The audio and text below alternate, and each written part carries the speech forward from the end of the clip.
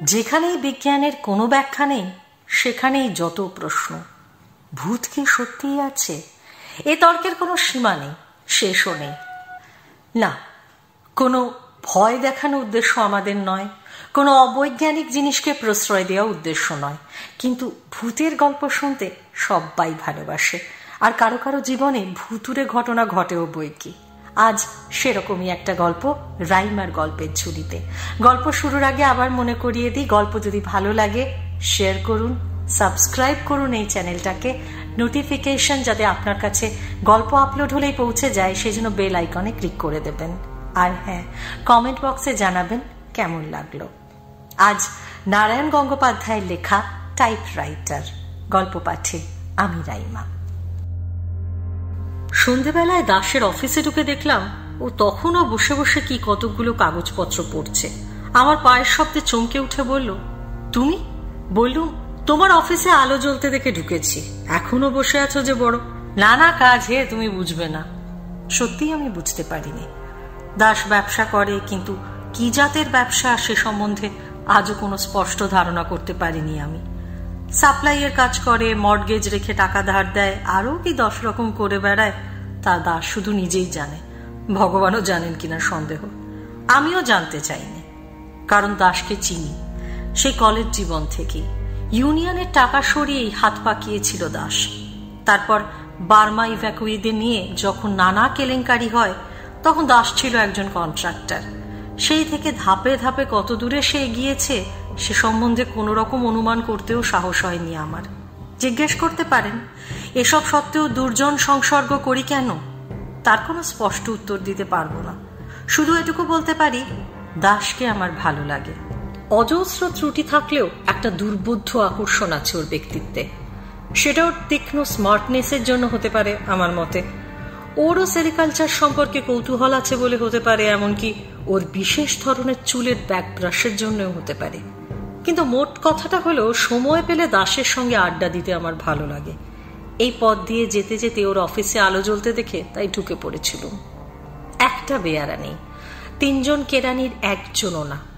মস্ত অফিস ঘরটায় সবুজ শেড দেয়া আলোটার পাশে দাসকে কেমন প্রক্ষিপ্ত মনে হলো যেন। তখনই আমি বুঝলুম নিঃসঙ্গতা দাসকে মানায় না। ও ড্রয়িং রুমের জীব, ছাদের অন্ধকারে একলা বসে থাকবার জন্য সৃষ্ট নয়। ওর সামনে একটা চেয়ার টেনে নিয়ে আমি বললুম, একলা একলা এতক্ষণ বসে জখের পাহারা দিচ্ছ নাকি? প্রায় তাই। বিশেষ ধরনের ব্যাকব্রাশ করা চুলের ওপর দাস সযত্নে একবার হাত বুলিয়ে নিলে। এমন কতগুলো কাজ ডান হাত দিয়ে করতে হয় যা বাঁ হাতকে জানতে দিতে নেই। তাহলে আমিও যাই, বিরক্ত করব না, আমি বললাম। আরে বসো বসো। দাস হাসল। কাজটা শেষ হয়ে গেছে। পাশের একটা লোহার ড্রয়ার খুলে তাতে কাগজগুলো রাখলো, লক করে দিয়ে চাবিটা ফেললো ট্রাউজারের পকেটে। তারপর দামি সিগারেটের টিনটা আমার দিকে ঠেলে দিয়ে বললে, একটা সিগারেট খেয়ে ওঠা যাবে তারপরে। কিন্তু সিগারেটটা ধরাতে গিয়ে জ্বলন্ত দেশলাইয়ের কাঠিটার দিকে আড়াআড়ি তাকাতেই আমার নজর পড়ল কোণের টাইপরাইটারের দিকে। ঢাকনা খোলা, ঝকঝক করছে কিবোর্ড, রোলারটাকে অদ্ভুত মসৃণ মনে হচ্ছে। আর সঙ্গে সঙ্গেই প্রতিক্রিয়াটা বেরিয়ে এলো প্রশ্নের আকারে, তোমার সেক্রেটারির খবর কি? দাসের ঠোঁটের কোণে সিগারেটটা যেন চমকে দুলে উঠল। কোন সেক্রেটারি? আবার কোন সেক্রেটারি? মিস সুলতা পাল। ও, ছাই জমে ওঠার আগেই অ্যাশট্রেতে সিগারেটটা ঝাড়ল দাস। কয়েকটা নরম ফুলকি উড়ে গেল পাখার হাওয়ায়। No trace. কোনো পাত্তা পাওনি? না। আশ্চর্য, এমন করে কোথায় গেল মেয়েটা? অবজ্ঞা কুঞ্চিত মুখে আবার গোটা কয়েক ফুলকি ঝাড়ল দাস। ওসব মেয়েদের কথা ছেড়ে দাও। চেহারাটা ভালোই ছিল, দেখেছিলে তো? নিশ্চয়ই পালিয়েছে কারো সঙ্গে। আমি আশ্চর্য হয়ে বললুম, পালাবার কি ছিল?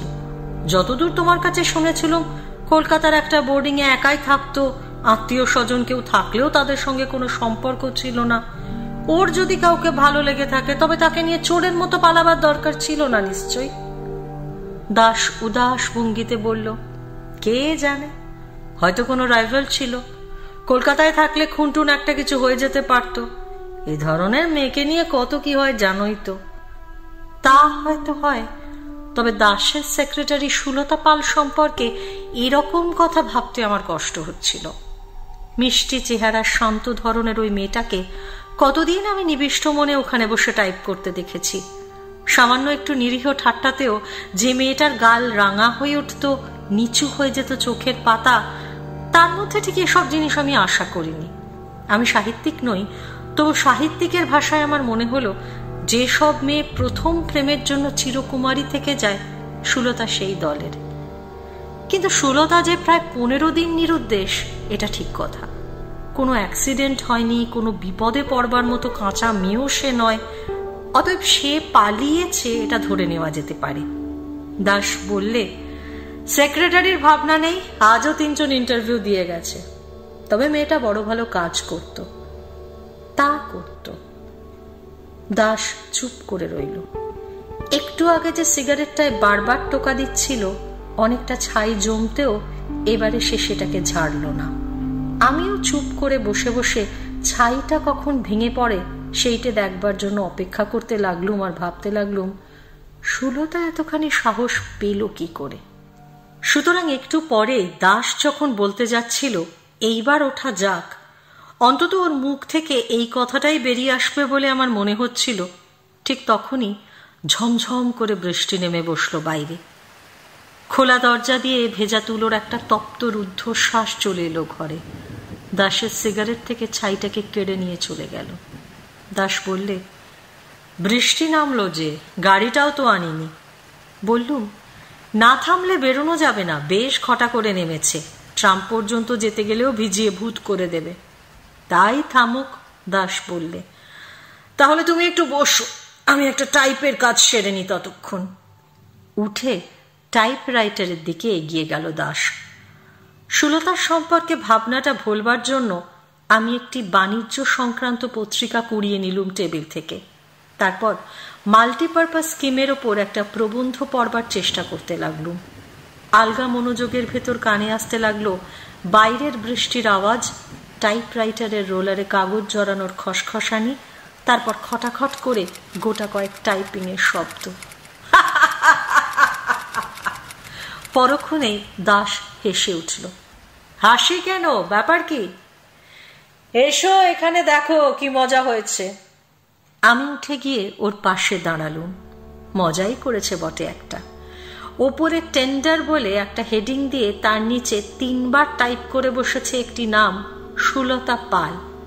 অবাক হয়ে বললুম, এর মানে? সুলতা পালের নাম টাইপ করছো কেন? দাস বললে, মানেটা তো আমিও ভাবছি। লিখতে গেলুম টেন্ডার, লিখে বসলুম সুলতা পালের নাম, তাও 1 বার নয় 3 বার। আমি বললুম, তাতে অস্বাভাবিক কিছু নেই। এতক্ষণ ধরে ওকে নিয়েই তো আমরা আলোচনা করছিলাম, আর ওর ব্যাপারটাও এত বিস্ময়কর যে মনের ভেতরে ওর নামটাই ঘুরছিল। অন্যমনস্কভাবে তাই ছেপে বসে আছো। তাই বটে। দাসের মুখের ওপর একটা বিষণ্ণ ছায়া নেমে এলো। আজ 1 বছর ধরে এইখানে বসে টাইপ করেছে সুলতা, একেবারে ঘড়ির কাটার মতো। একটা দিন কামাই করেনি, 1 মিনিট লেট করেনি, 5 মিনিট আগে ছুটি নিয়ে চলে যায়নি কোনোদিন। এর প্রত্যেকটা চাবিতে সুলতার আঙুল জড়িয়ে রয়েছে। আবার আমরা দুজনে গম্ভীর হয়ে রইলুম। সুলতার শান্ত মিষ্টি মুখখানা আমি ভুলতে পারছি না। দাসের চোখ দুটো কেমন উদাস আর গভীর হয়ে গেছে। আমার জিজ্ঞেস করতে ইচ্ছে হলো, তুমি কি ওকে ভালোবাসতে? বাইরে বৃষ্টি পড়তে লাগলো।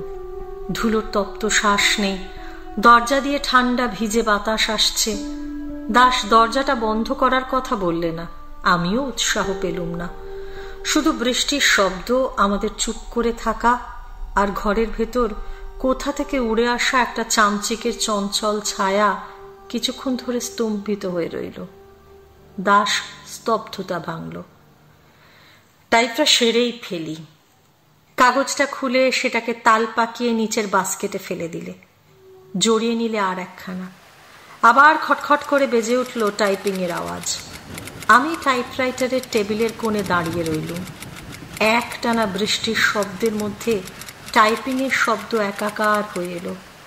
কখনো কখনো স্পেসিং আর ঘন্টার জ্যোতিপতন কানে আসতে লাগলো। কতক্ষণ পর জানিনি, কেন যে তাও জানি নে, হঠাৎ আমার চোখ নেমে এলো দাসের টাইপের ওপর। কি আশ্চর্য, আগাগোড়া ক্যাপিটাল লেটারে সাজিয়ে কি ছাপছে ও! যা দেখলুম তাতে কয়েক মুহূর্ত আমার চোখে বিশ্বাস করতে পারলুম না। প্রচন্ড স্পিডে পাগলের মতো দাস যা চেপে চলেছে তা এই, আমি অকপটে স্বীকার করছি যে সুলতা পালকে আমি খুন করেছি।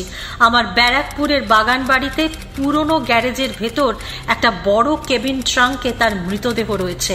আমি তার ওপর বল প্রয়োগে ব্যর্থ হয়ে, কিন্তু আর তো আমি চোখে অবিশ্বাস করতে পারিনি। যা দেখেছি এ তো স্বপ্ন নয়। আমি আর্তনাদ করে উঠলুম, দাস দাস, এ কি ছাপছো তুমি, এ কি ছাপছো? টুলের ওপর দাস থরথর করে কেঁপে উঠল। একটা মৃত প্রাণী যেন নড়ে উঠেছে ইলেকট্রিক কারেন্টের ছোঁয়ায়। এতক্ষণ যেন সে ঘুমিয়ে টাইপ করে যাচ্ছিল, হঠাৎ জেগে উঠেছে। আমি আবার বললুম, দাস দাস, এ কি টাইপ করে যাচ্ছ তুমি? নিজের টাইপিং এর উপর চোখ বোলাতে দাসের 10 সেকেন্ডও লাগলো না। তারপরেই পেছনে লাথি দিয়ে টুলটাকে ফেলে দিয়ে উঠে দাঁড়ালো সে। হ্যাচকা টানে কাগজটাকে টেনে বার করে নিয়ে বিকৃত গলায় চিৎকার করে বললে, না না না না, আমি না, আমি না। আমি আরো কিছু বলতে যাচ্ছিলাম, দাস বলতে দিলে না। মিথ্যে কথা, আমি নয়, জান্তব গলায় আবার চিৎকার করে উঠল সে। পর মুহূর্তেই ছুটে ঘর থেকে বেরিয়ে গেল, নেমে গেল রাস্তায়। আমার বিহ্বলতা কাটতে আরো প্রায় 1 মিনিট লাগলো। তারপর যখন সেই বৃষ্টির মধ্যে পথে বেরিয়ে এলুম, তখন মাত্র 20 গজ দূরেই একটা লোক চাপা পড়েছে বাসের তলায়। কাছে না গিয়েও আমি বুঝতে পারলুম সে দাস ছাড়া আর কেউই নয়। আর বৃষ্টিতে ভিজতে ভিজতে আতঙ্কে স্তব্ধ হয়ে আমি ভাবতে লাগলুম, তাকে নিজের হাতেই তার শাস্তি দিয়েছে সুলতা। এরপরে একটি মাত্র কাজ আছে আমার, কোনো পাবলিক টেলিফোনে গিয়ে পুলিশকে জানাতে হবে ব্যারাকপুরের গ্যারেজে সেই কেবিন ট্রাঙ্কটার কথা।